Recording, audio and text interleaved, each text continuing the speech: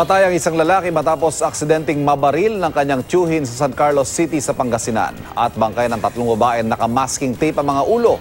Natagpuan sa dike sa Rosario, La Union. Narito ang unang balita sa probinsya. Duguan at balot ng packaging tape ang mukha ng 3 babae nang matagpuan ang kanilang mga labi sa dike sa gilid ng Cannon Road sa Rosario, La Union. Ang mga biktima, pawang nasa edad 40 hanggat 45. Sa pagsusuri ng mga otoridad, lumalabas na pinahirapan muna ang mga biktima bago sila pinatay. Posible ring itinapon lang sa lugar ang mga labi dahil wala raw bakas ng dugo sa crime scene. Patuloy namang inaalam ang pagkakakilanlan ng mga biktima.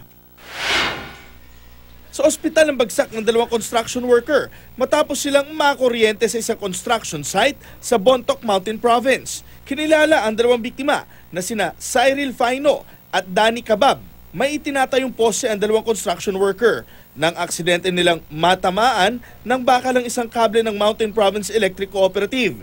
Dahil dito, nagtamo ng mga paso sa katawan ng 2 lalaki. Patuloy silang nagpapagaling sa ospital.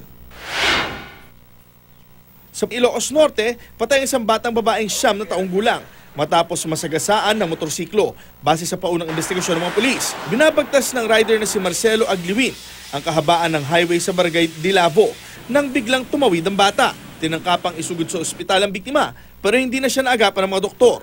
Agad namang sumuko ang rider at inaming mabilis ang kanyang takbo. Balak niya makipag-areglo sa pamilya ng biktima.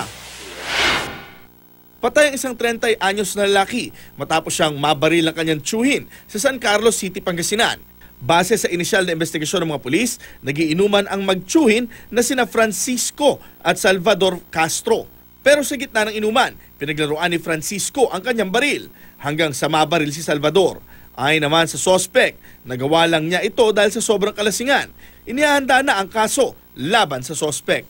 Para sa unang balita, Jay Sabale reporting.